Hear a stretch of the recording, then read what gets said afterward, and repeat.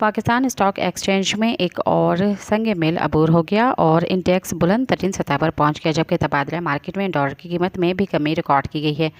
कारोबारी हफ्ते के तीसरे रोज़ भी स्टॉक एक्सचेंज में तेज़ी का रुझान है। कारोबार के आगाज़ पर 100 इंडेक्स में 1209 पॉइंट्स का इजाफा रिकॉर्ड किया गया है, जिसके बाद इंडेक्स 1,29,408 पॉइंट्स पर पहुंच गया। अब 100 इंडेक्स में 1,407 पॉइंट्स का इजाफा होने के बाद 100 इंडेक्स 1,29,607 की सतह पर ट्रेड कर रहा है। गुज़िश्ता रोज़ कारोबारी दिन के अख्ताम पर इंडेक्स बड़े इजाफे के साथ 1,28,200 पॉइंट्स पर बंद हुआ था, जबकि मार्केट में 44 अरब रुपए मालियत के 1 अरब 2 करोड़ शेयर्स का लेन देन हुआ, जिनमें मार्केट ने 1,26,718 पॉइंट्स की बुलंद तरीन सतह का रिकॉर्ड बनाया था।